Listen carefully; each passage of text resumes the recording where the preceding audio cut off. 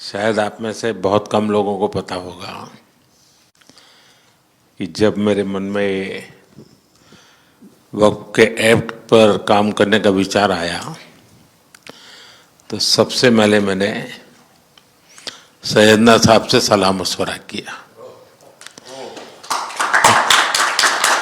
फिर उन्होंने आपको मेरे पास भेजा तो मैंने इनको 3 साल तक परेशान किया कि आप जरा इसको अपने तरीके से देखिए, आप अपनी लीगल एडवाइस लीजिए, मुझे ड्राफ्ट दीजिए। यानी आप कल्पना नहीं कर सकते इतना कंसल्टेशन में उन्होंने मेरा साथ दिया। आप में से जो भी जानकार लोग उनको बात कर करके ले आए और एक एक शब्द फुल स्टॉप कॉमा में क्या करना चाहिए यहाँ तक मुझे मदद मिली। ये बात मेरे लिए कोई नई नहीं थी, कैसे करना उसके लिए आपको शायद याद होगा जब आपके दादाजी सैयदना साहब, अब वो तो 1900 से, तो एक बार मेरे घर पे आए थे तो फिर उसी में से बात निकली पाटन की। अब एक व्यक्ति इस वक़्फ़ के नाम पे आप लोगों के लिए वो सबसे बड़ी श्रद्धा की जगह है, उसको दबोच के बैठा हुआ। अब मैं भारी कोशिश की मैंने खुद ने, यानी मुझे मालूम था कि कितनी पीड़ा आप लोग सह रहे हैं। एक्चुअली वक्फ का जो स्पिरिट है आखिर ये किस चीज के लिए, किसके लिए, उसका अगर दुनिया को उत्तम से उत्तम कोई मॉडल दे पाएगा तो सैयदना साहब दे पाएंगे। लेकिन अब नई व्यवस्था में कानून के तहत तो दुनिया देखे, क्योंकि देखिए कल तक वक्फ के नाम पर क्या हुआ और अब देखिए कैसे हो सकता है। और जब गरीब से गरीब इंसान की दुआ मिलेगी तो उसकी ताकत अनेक गुना बढ़ जाती है जी। हमारा काम है ऐसे लोगों के हाथ में अधिकार देना, ऐसे लोगों के हाथ में व्यवस्था देना। तो इसके लिए हम इतनी बड़ी लड़ाई लड़ रहे हैं। वीडो जो है, महिलाएं हैं, उनके साथ बहुत नाइंसाफी हो रही है जी। हमारी कोशिश है कि उनको कोई न्याय मिले उनकी भविष्य की। अब कुछ परिवारों को पता नहीं होता है, संपत्ति ऐसे ही वक्त को करवा देते हैं और बैठ जाते हैं कुछ लोग। तो मेरे पास ये कानून तो बाद में बना, पहले राउंड में जब मेरे पास रिपोर्टिंग आया, जब मैं यहाँ 19 में जीत करके आया तब मेरे पास आया 1700 से ज्यादा मुस्लिम समाज की शिकायतें थी कि भाई हमें न्याय दो, ये वक़्फ़ वालों ने हमारे साथ ये किया है। उसमें ज़्यादातर बहनें बेटियां थी। तब जाकर के मैंने कहा भाई रियलिटी क्या है खोजो। तो ये रातों रात नहीं आया है जी, लगातार 5 साल तक हर बारीक चीज़ को कोशिश की है सब। फिर उसमें से मुझे बहुत पहले बड़े सैयदना साहब से काफ़ी बातें मेरी होती थी, तो मुझे मालूम था कि बोहरा समाज हो या शिया मुस्लिम हो, उनको तो और मुझे अहमदिया को और मुसीबतें हैं। मैंने कहा भाई इनको तो कोई अलग से प्रोटेक्ट करना पड़ेगा। उसमें से मैंने इस व्यवस्था को विकसित करने का प्रयास किया है।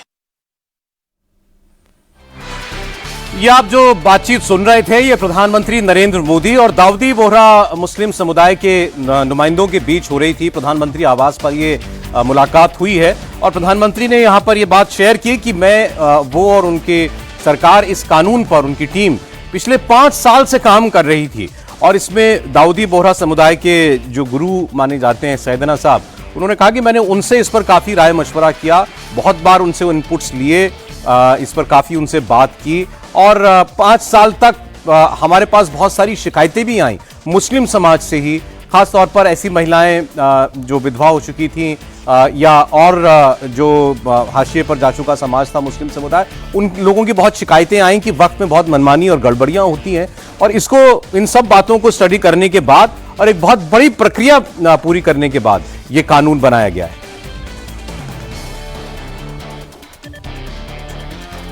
और ये उन्होंने बताया प्रधानमंत्री ने कि वक्फ बोर्ड की कारगुजारियों की शिकायत करने वालों में सबसे ज्यादा खुद मुस्लिम समुदाय के लोग थे और उनमें भी महिलाएं सबसे ज्यादा थी।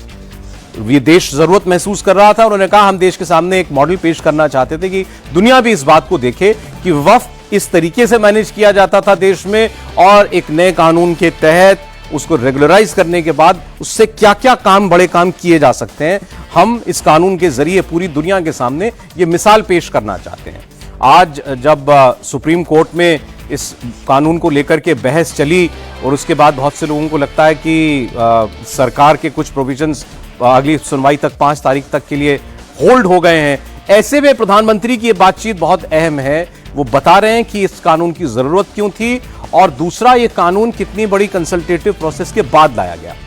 आज दोपहर में करीब 3 बजे सुप्रीम कोर्ट का फैसला आया और आज शाम ही नरेंद्र मोदी ने बोहरा समुदाय के मुसलमानों से यह बात की। मोदी खुलकर कह रहे हैं कि रातों रात नहीं बनाया गया है यह कानून। 1700 मुसलमानों ने शिकायत की, तब जाकर यह कानून बना। शायद आप में से बहुत कम लोगों को पता होगा कि जब मेरे मन में वक्फ के एक्ट पर काम करने का विचार आया तो सबसे पहले मैंने सैयदना साहब से सलाह मशवरा किया। फिर उन्होंने आपको मेरे पास भेजा तो मैंने इनको 3 साल तक परेशान किया कि आप जरा इसको अपने तरीके से देखिए, आप अपने लीगल एडवाइस लीजिए, मुझे ड्राफ्ट दीजिए। यानी आप कल्पना नहीं कर सकते इतना कंसल्टेशन में उन्होंने मेरा साथ दिया। आप में से जो भी जानकार लोग उनको बात कर करके ले आए और एक एक शब्द, फुल स्टॉप, कॉमा में क्या करना चाहिए, यहाँ तक मुझे मदद मिली। ये बात मेरे लिए कोई नई नहीं थी, कैसे करना उसके लिए आपको शायद याद होगा जब आपके दादाजी सैयदना साहब, अब वो तो 1900 से, तो एक बार मेरे घर पे आए थे तो फिर उसी में से बात निकली पाटन की। अब एक व्यक्ति इस वक्फ के नाम पे आप लोगों के लिए वो सबसे बड़ी श्रद्धा की जगह है, उसको दबोच के बैठा हुआ। अब मैं भारी कोशिश की मैंने खुद ने,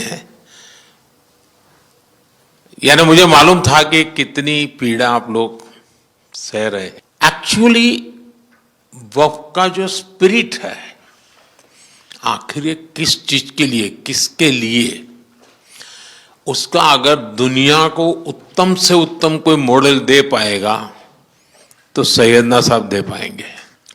लेकिन अब नई व्यवस्था में कानून के तहत तो दुनिया देखे कि भी देखिए कल तक वक्फ के नाम पर क्या हुआ और अब देखिए कैसे हो सकता है। और जब गरीब से गरीब इंसान की दुआ मिलेगी तो उसकी ताकत अनेक गुना बढ़ जाती है। जी, हमारा काम है ऐसे लोगों के हाथ में अधिकार देना, ऐसे लोगों के हाथ में व्यवस्था देना। बंगाल हिंसा पर बहुत बड़ा खुलासा हुआ और यह बात बंगाल की सरकार ने कोर्ट में कही है। अब जरा आप इन बातों को गौर से सुनिएगा। बंगाल में हिंसा किस लेवल पर हुई, दंगाई किस तैयारी के साथ